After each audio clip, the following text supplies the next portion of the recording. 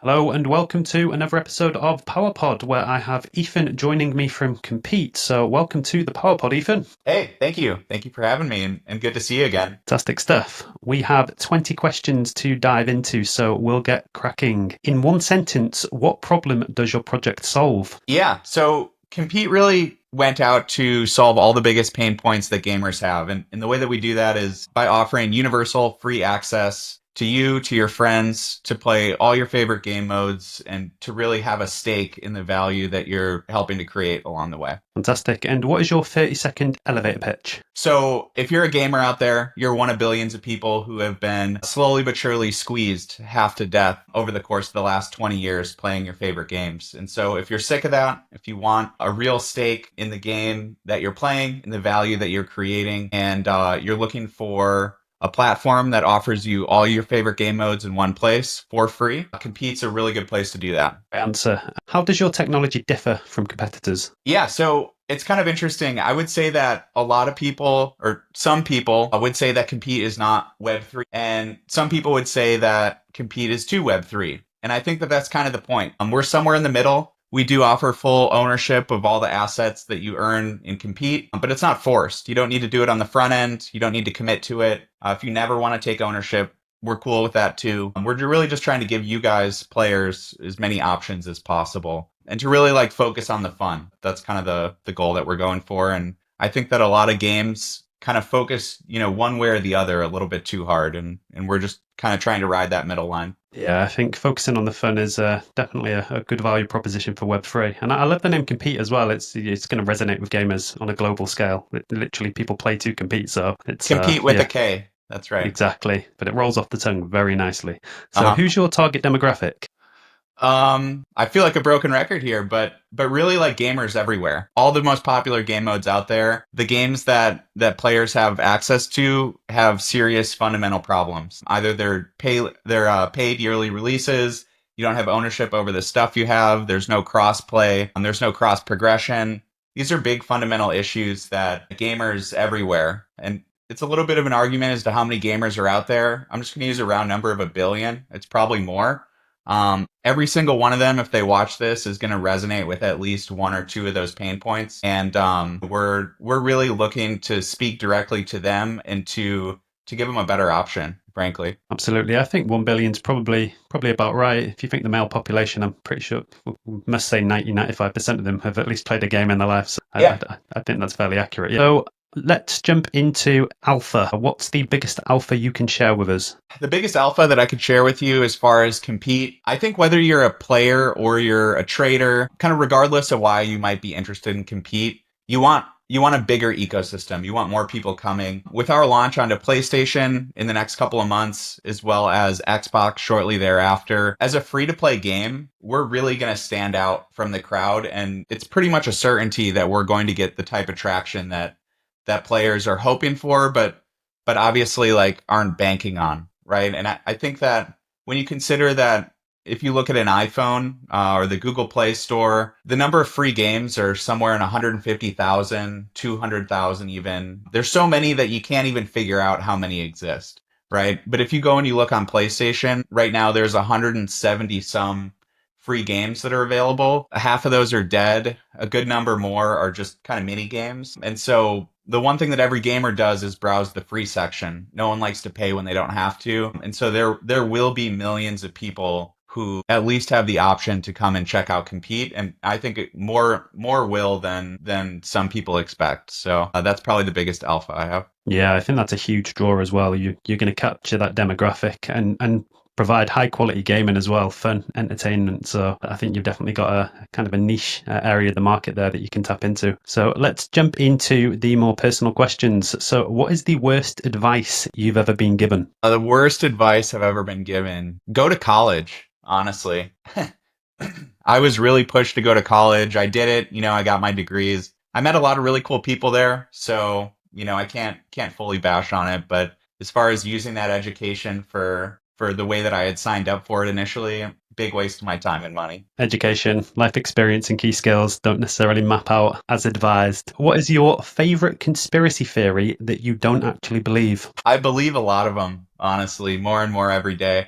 No, the one that I don't believe that I think is funny is just the whole flat Earth thing. Just because it makes so much sense. Like I look around, I look out my window right now, and like kind of makes sense that the Earth's flat. And if you told me it's round, I probably wouldn't believe you. You know, now obviously I believe the Earth is round, but I give those people a lot of credit for sticking to their guns.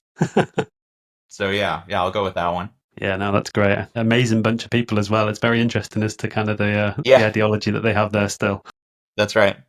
Which crypto influencer's opinion do you value the most? And this is excluding myself. Okay. Okay, that was the easy layup that you just took from me. Let's see. Honestly, there's not a whole lot of them whose opinions on crypto I look to all that much. And I'm not going to get into a rant as to why that is. You might be able to guess. But in terms of influencers right now, I think there's a guy named Yin. Not going to make it. Shout out to Yin. I just see him grinding every single day, building his audience, reviewing Web3 games from the perspective truly of like a gamer who doesn't necessarily care about the token price or the asset price today, tomorrow, next week. He's here because he sees the big picture and he gives really like thoughtful feedback. So we're always interested in what he's saying. I'm going to grab your handle off him and give him a shout out when this goes live. So Yeah, you should.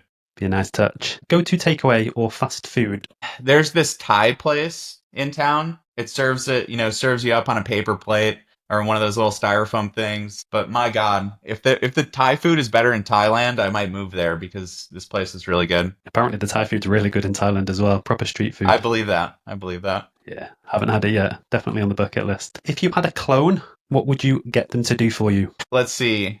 Honestly, most of the stuff that I do throughout the day, I don't mind doing. Even like cooking, cleaning, that kind of stuff. I would say if I could avoid the weekly Target run with my wife, who pretty much requires like 3 or 4 laps around the store before she's fully satisfied as to make sure that she sees everything. If my clone could go ahead and do those laps with her, that would be perfect. I'm more of like a get in, get out, let's have a list before we go through the door kind of person. Yeah, no, I think that's a great idea for a clone. That'd save me a lot of time every week. All right. What non-crypto app do you use the most? I mean, probably X, right? Yep, fair.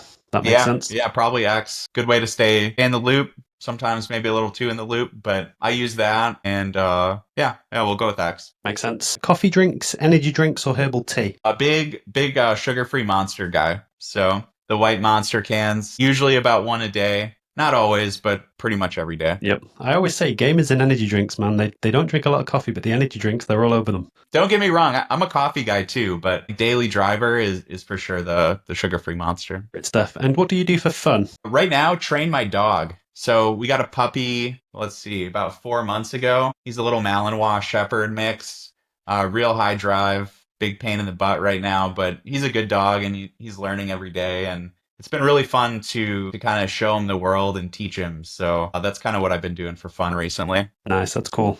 Big dog lover myself, so great Yeah, stuff. yeah. Absolutely. Favorite movie of all time? I'm gonna go with my childhood favorite here, which is just Dumb and Dumber. I think I probably know every word. I like Tommy Boy a lot too. These aren't like serious movies; they're pretty lighthearted if you haven't seen them. But Yep. Dumb and Dumber is a classic. That's the second person to name Dumb and Dumber as their favorite as is well. that So, right? yep, Okay, top pick. I don't feel quite as weird then. But No, I think that's normal in this space. To be fair. yeah. No, I don't know. I like to keep it light, keep it easy. There's so many good movies out there too. That's always one of those questions that it's tough. It's tough for Yep, me. absolutely. So, what is your unpopular opinion about crypto? And I know you mentioned influencers earlier, so maybe it's on that topic. Yeah, I don't think it's any like one person's fault or, it's any like one singular issue, but I think in general, kind of my beef with crypto is that, it was created, at least in theory, to really kind of like decentralize power and to kind of put the ability for anyone to create value, to build an ecosystem. And I think that crypto it's kind of been like hijacked almost a little bit by venture capital, by kind of the cabal of people that, they probably play golf with, the influencers who are, cashing in on the big deals. And I think that for crypto to really like show its value, it's got to be a grassroots movement. It doesn't need $20 million in initial funding. I think like if that's the strategy, you might as not use it. Absolutely. I think that's I feel like that's maybe a little controversial, but maybe the tides are turning here a little bit. So we'll see. Yeah, I think that's a great perspective. I think we're changing as a space, and there's a lot of opportunity for independent projects and people to really grow through the community. So I like that. Who is your dream collaboration? So this can be a partner or a company, and it doesn't have to be Web3 related. Let's see. I'm gonna go with Fish here. Just a rock band. Maybe you heard of them, maybe you haven't, but they've been my favorite band forever. I don't know how I'd really collaborate with them, but that would be pretty cool. Maybe get them involved in compete, a game track or something like that. That would be badass. Yeah, I would Be like pretty that. cool. Reach out on Twitter. You know, they can only say no. Yeah, true. What talent do you wish you had? Kind of along the same lines. I wish I was musical. I got this acoustic guitar sitting over here, and man, I had big dreams of learning how to play that thing. And I'm gonna be real that they haven't shooken out even 1%. I'm a pretty bad guitar player, but if I could learn that, that'd be pretty cool. Great stuff. And what sports do you watch, if any? And who's your favorite team? Yeah, I'm gonna just point again. We got the Cheesehead there. A big Green Bay Packers fan. I grew up in Milwaukee, just a couple of hours from where they play. And if you've ever been to Wisconsin, you know that there's not a whole lot going on there. So sports is taken really seriously. I didn't have an option. As a kid, you were a Packers fan, and that was kind of the end of the conversation. So it stuck, and to this day, I'm a big Packers fan. Nice, straight indoctrination. Love it. That's right. Yeah, pretty much. Bucket list. What's the number one thing that you want to tick off? So there's this thing called the Triple Crown. It's for hiking in the United States. There's like three big long trails: the Pacific Crest Trail, the Continental Divide Trail, and the Appalachian Trail. They each go like, a couple thousand miles. I've done the Pacific Crest Trail. I'd love to do the other two. It's a bucket list thing because they take a lot of time that I don't have anymore. But if I could, I would. And yeah, so we'll go with that. Nice, get them planned in. And final thoughts or quote for the day? Final thoughts. I really love this show. I'm going to take the low hanging fruit here. And I'm going to tell you why, though, because as we're filming this, I'm not sure when it's going to come out. Markets are nuking, people are lighting their hair on fire. And, guys like you are still around here, and they're building their content, they're building their brand, and we're having fun. And I think that's what it's mainly about. And all that other stuff gets figured out along the way and shakes out how it should. So that's kind of my final thought. I appreciate this opportunity, really. I love doing this kind of stuff. So yeah, thanks for having me. Absolutely. Love the community vibe. It's a little bit different. Gets people to really understand the people behind the project as well. So Yeah. that's ultimately Yeah, what it's all totally. about. Yep. Great stuff. Well, this has been Ethan and Compete. So thank you very much for coming on, Ethan. And we will see everybody in the next episode. Thank you. Yeah. Thank you. If you liked today's episode, please do drop a like and subscribe, and make sure that you share it with your wider community. We also have a fantastic range of sign-up offers to centralized exchanges where you can get fantastic offers and bonuses for signing up via the links that we provide in the description below.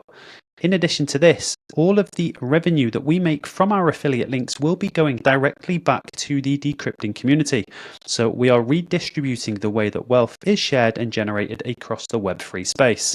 You will be doing some social good, and we'll be adding a lot of value to people that are looking to engage with safe, centralized exchanges that are offering those unique sign-up bonuses.